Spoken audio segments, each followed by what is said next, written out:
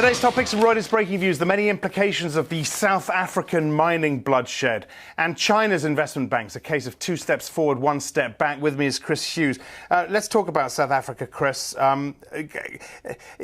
It's hard to talk about the mining groups and the implications for them, given this backdrop of bloodshed. But of course, implications are huge for them too. Well, this is a very serious and difficult and sad situation.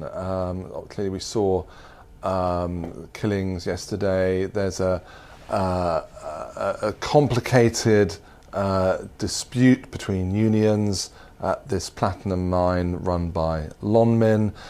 Now, it's hard to see what Lonmin can do quickly to make the situation any better. The reality is that actually the economics of the platinum business are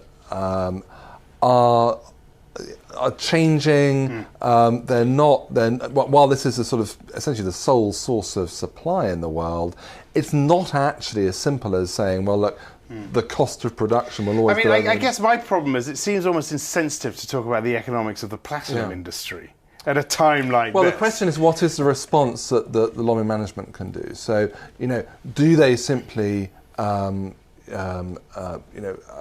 to raise the wages? Well, it's not quite that simple, because actually arriving at a sort of sustainable level of wage in an industry where actually the demand profile is not as strong as it was, and it's really actually up to the government in South Africa to restore order. Now, the difficulty is that you may just think this is kind of a local issue, or it's a Lonmin issue, or it's a South African issue, but it does have implications for a big global industry, and it's going to resonate. And the trouble is that there are really no easy solutions here for the mining companies, certainly. And look, what it boils down to, if you look at the way that the market's reacting, and the markets are reacting, investors are walking, and that's a recognition of just how difficult the situation is. Okay.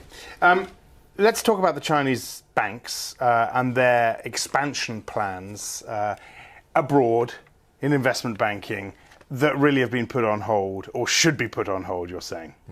Well, there was this big rush into investment banking by the Chinese banks. You can see why they did it, hiring in Hong Kong. Clearly they thought, well, look, this is a nice opportunity. We've got some sort of balance sheet muscle. Let's go in there. But it's not worked out that way. So, the investment banking arm of CCB it's made a loss. I mean, it's not working. It's not working out that way because there are cultural issues, of course, but also there are a number of strong entrenched players, and to win and to try and grab market share from them has been extremely tough. Yeah, you don't just walk into the investment Why banking did they market. think they could?